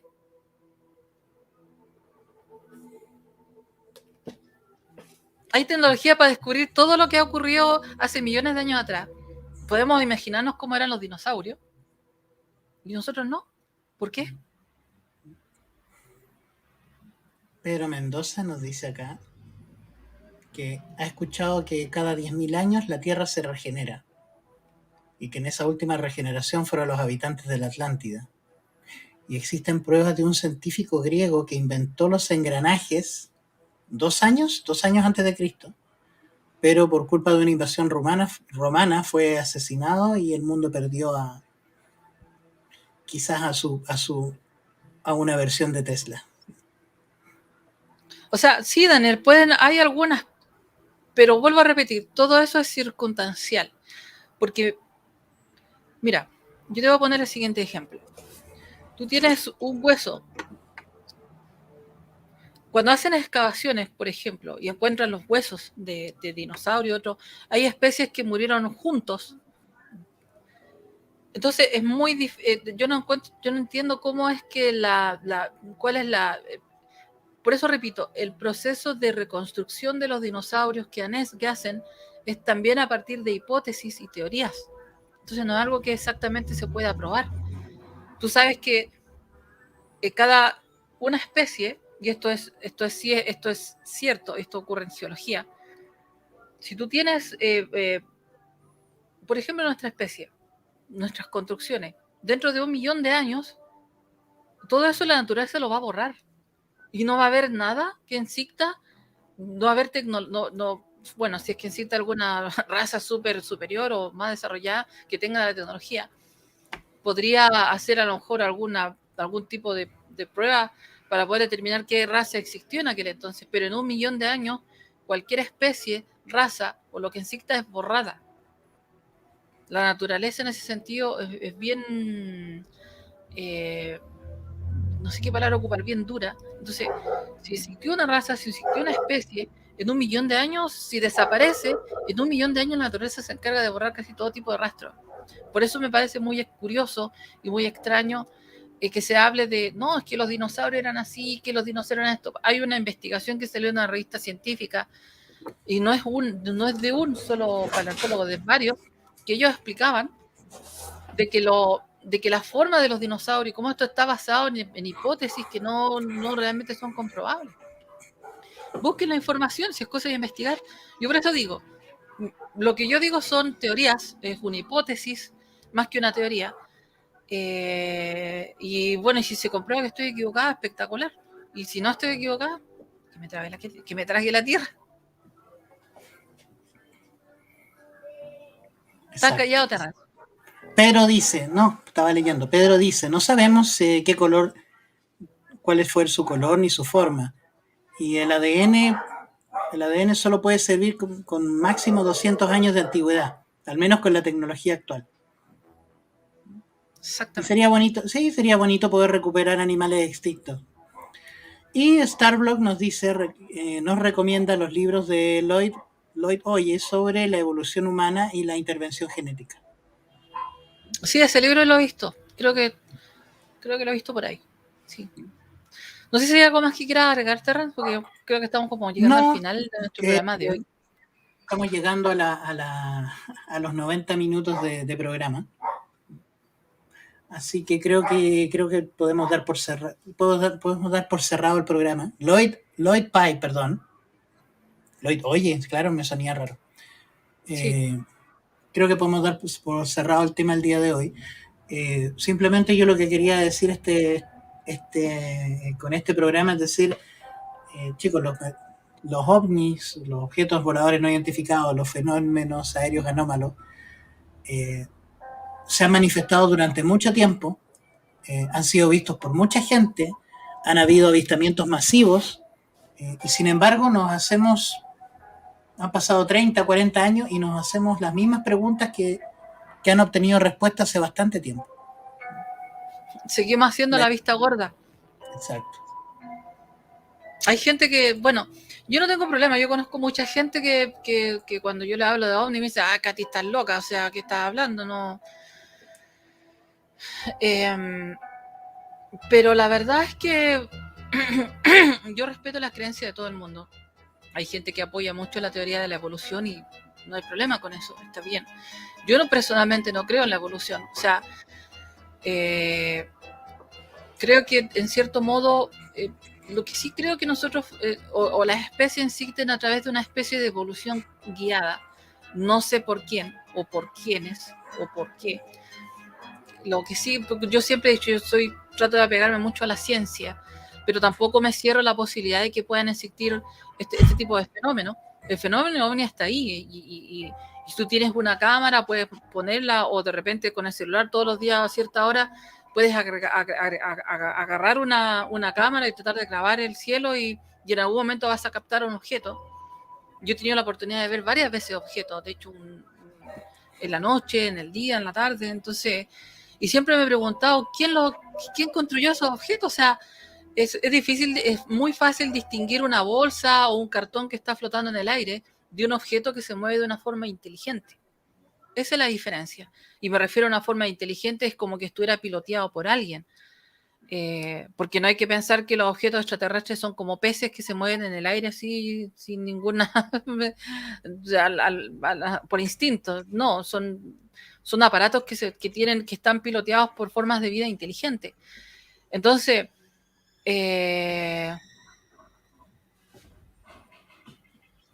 sí, Daniel, yo sé que tú crees en la teoría de la evolución y todo eso, y no hay problema. Sí.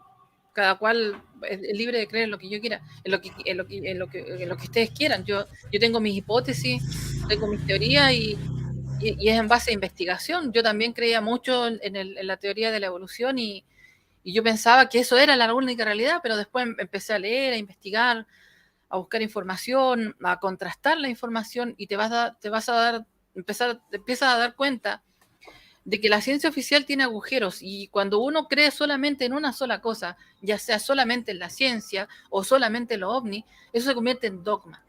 Y el dogma es malo, porque te cierra la mente y no te permite aprender cosas nuevas. Yo por eso trato de no ser dogmática. Yo creo mucho en la ciencia, como te digo, Daniel, yo creía mucho en la teoría de la evolución.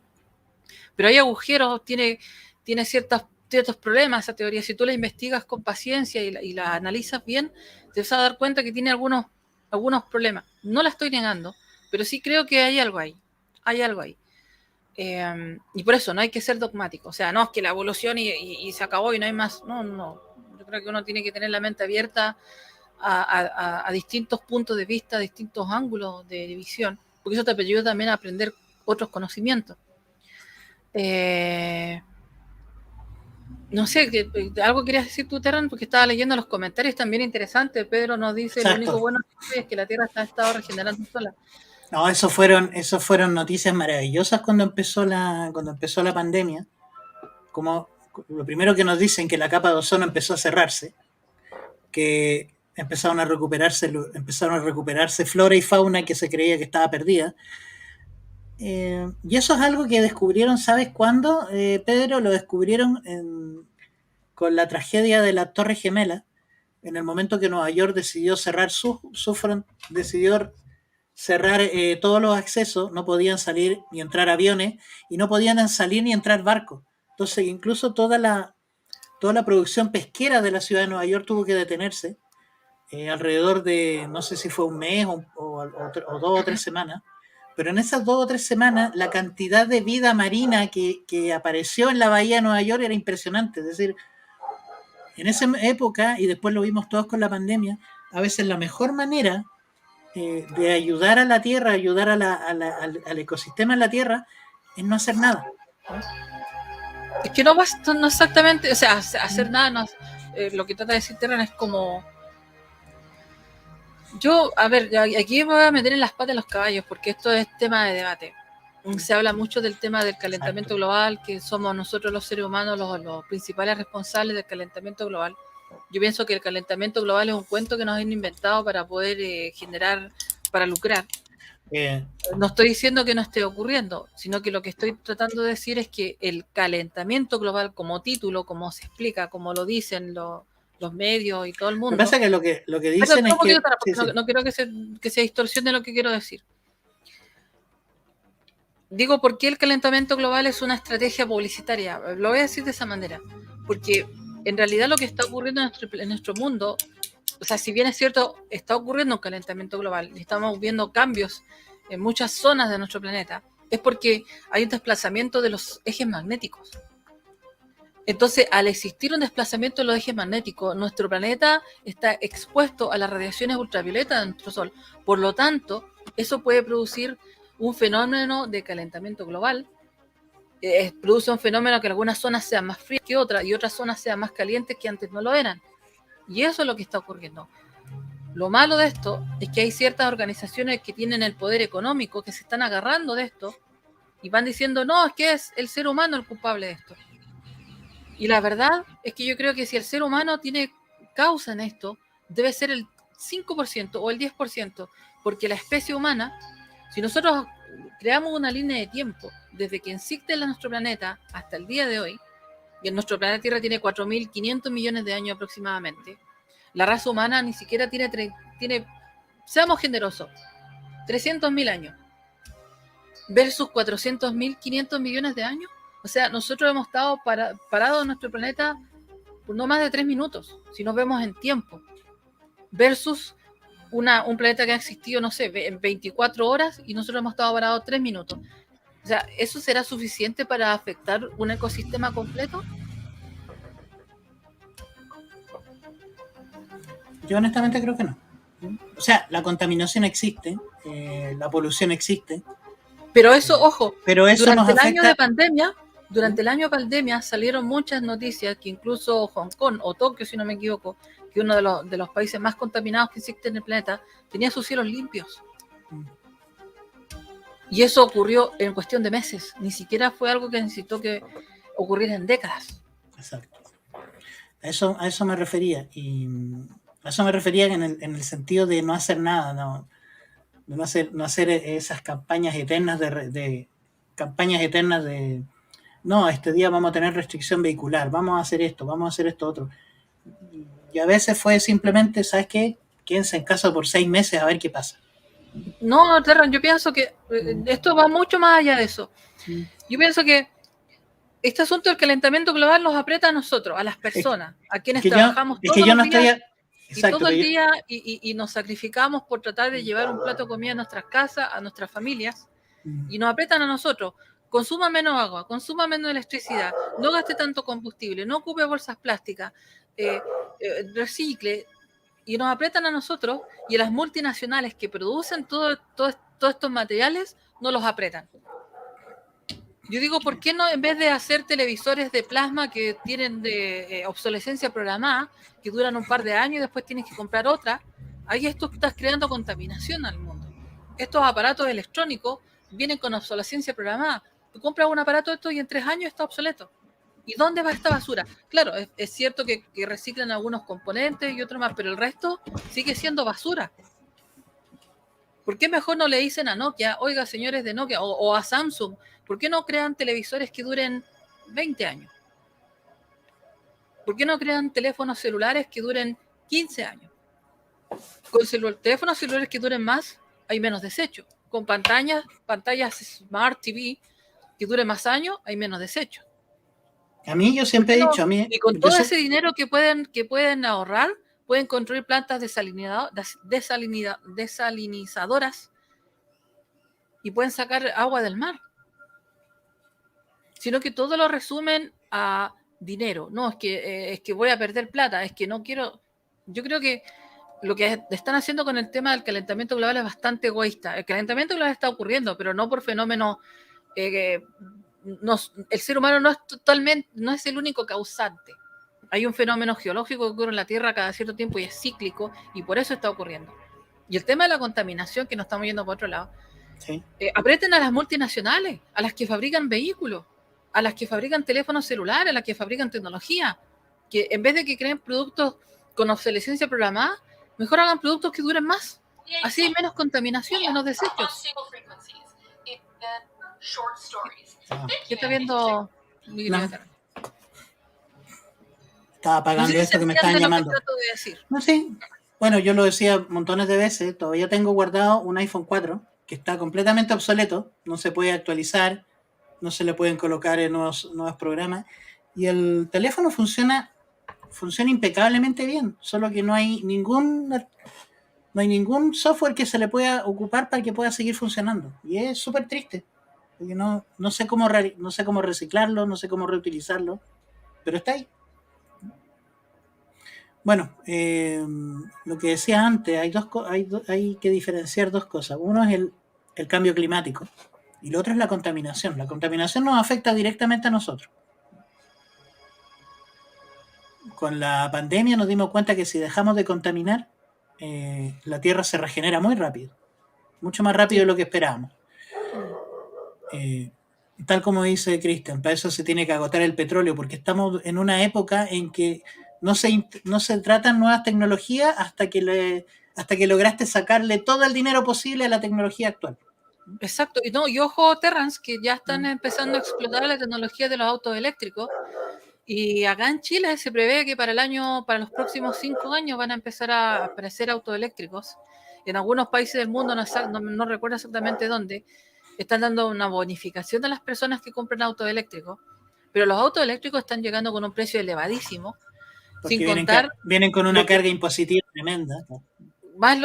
Sin contar lo que vas a tener que pagar por cargar el auto eléctrico. Entonces ahí tú tienes otra empresa lucrativa donde las multinacionales y los súper ricos se hacen más ricos, mientras los pobres nos hacemos más pobres. Entonces, a mí me molesta mucho que aprietan a las personas, pero no aprietan a las multinacionales. A las multinacionales dicen, no, es que le vamos a pagar una multa de no sé, 200 millones de pesos. Y una multinacional que pague 200 millones de pesos en multas es como sacar un pelo a un gato, o sea, es nada. Acá en el norte donde yo vivo existen mineras grandes, como BHP Billington, que es una de las mineras más grandes que operan en este país. Y yo lo he visto con mis propios ojos y he hablado con personas que han estado dentro de estas investigaciones, que vienen acá a la zona norte y dicen que la gran contaminación que ocurre acá en la zona norte de nuestro país es producto de las mineras. Yo vivo en una zona costera, y si tú pasas los dedos por los postes o te apoyas en los postes en la noche, sobre todo cuando hay más humedad, si tú te apoyas en los postes, en las paredes y pasas el dedo te queda con una grasa, con un líquido aceitoso y un tinte negro. Y eso lo respiramos todos los días aquí en Antofagasta. Y lo peor de todo, que mucha gente dice que la contaminación es producto del puerto. siendo que han venido empresas medioambientales a hacer investigaciones aquí al norte y han determinado de que la gran contaminación que se produce es producto de las mineras. Y cuando ellos van a hacer públicas sus investigaciones, llega una minera y le dice, yo te financio la investigación, pásanos tu resultado que nosotros lo vamos a publicar. Y los resultados se pierden en el limbo del tiempo. Nadie sabe dónde se publicaron. Y la gente que hace estas investigaciones, como son empresas que no tienen mucho financiamiento, porque ¿quién quiere financiar a alguien que investiga contaminación de una empresa? Nadie. Entonces cuando les pasan un poco de lucas, obviamente se venden, ¿no? Entonces, en nuestro mundo, el que tiene el sartén por el mango son los que tienen dinero. Y como decía mi abuela, por plata baila el perro y el dueño. O era por oro, no recuerdo bien. Lo veo tan callado, Tara. No tengo mucho más que agregar al respecto. Bien lo que dice Starblock. Con respecto al agua, hay una tecnología que permite captar agua del vapor ambiental, ¿cierto? Y no veo que le den énfasis. En pleno desierto peruano, una universidad mantiene una fuente de agua para que sea utilizada para quien lo necesite. Eso es cierto lo que dice Cristian. El otro día lo conversábamos, un día que estábamos conversando con Cristian, que las multinacionales son los gobernantes de este mundo. O sea, uno vota por un presidente, por un gobernante, y al final este presidente es el títere de la multinacional que mueve todos los hilos económicos en un país. Claro. Todos dicen, no, es que el presidente Juanito Pérez va a cambiar las cosas, y eso es ser iluso, eso es ser absolutamente iluso. Sí. Los que mueven un país son las multinacionales que tienen el poder económico, porque tienen las lucas para pagarle los vicios a los políticos. Iba a decir otra palabra, pero no quiero meterme. No, esa la suelo decir yo, pero fuera de cámara, y no lo quiero decir en este programa. Exacto, Pedrito, justamente. Las mineras financian a los candidatos y alcaldes exacto. Así es. Lamentablemente. Bueno, nos fuimos por las ramas, partimos hablando por OVNI, hablando de invasiones. Y terminamos pero hablando es bueno hablar un poco de esto, porque a mí me gusta el feedback que se produce en los comentarios, y porque literalmente estamos conversando y me gusta mucho eso. Yo creo que en algún momento podríamos hacer un programa conversatorio donde podamos conversar con todos los amigos que nos están viendo, porque es interesante, salen temas bien interesantes, salen datos bien interesantes, a mí me gusta mucho eso. Así que eso, chiquillo. No sé, si algo más quieras comentar, Taras. No, yo creo que estamos listos con el programa de hoy, y ahí a continuar a ver qué pasa, ¿cierto? Exactamente, así que eso, chiquillo. Gracias por la sintonía. Recuerden que estamos en 3 plataformas. Si no alcanzaron a ver el programa completo, lo pueden ver después en Facebook. Incluso en vivo, si ustedes están viendo el programa, hay una barrita abajo que va corriendo. Ustedes pueden agarrar esa barrita y la tiran para atrás y pueden ver el programa desde el principio. Y lo siguen viendo en vivo, además. Así que el programa queda ahí. Nuestro canal principal es Facebook. También estamos en YouTube y estamos también en Twitch. Así que, chiquillos, gracias por la sintonía. Me encanta leer sus comentarios porque de verdad me gusta ese feedback, ese feedback de conversación. Efectivamente, pues gracias a ese feedback es que podemos ir variando darle variedad al programa, porque estábamos hablando de un tema y terminamos hablando de tres o 4 temas más. Así que eso me encanta. Yo creo que de repente podríamos hacer un buen conversatorio en Twitch. Lo que no sé cuánta gente puede llegar a Twitch porque esa plataforma no está potenciada. Pero me gusta leer los comentarios. Y lo otro, que yo no tengo problema con opiniones que estén contrapuestas. Por ejemplo, recién comentaba alguien el tema de la evolución y súper bien, no hay problema. Si creen en la evolución, lo que trato de decir sí que no hay que ser dogmático. Siempre uno tiene que tener la mente abierta a distintos conocimientos, porque eso a uno finalmente nos enriquece como persona. Más que nada eso. Así que eso, chiquillos, gracias por la sintonía. Gracias por sus comentarios y nos estaríamos viendo el próximo martes aquí en Blue Wolf Files a través de LDP Magazine Chile. Terras, ¿algo que agregar? Nada, que nos vemos la semana que viene. Ya anunciaremos el tema que viene la próxima semana, así que nada, pues los esperamos y estén atentos a la programación de LDP. Cuídense mucho. Exactamente. Nos vemos, chicos. Cuídense mucho y pórtense bien, porque uno nunca sabe.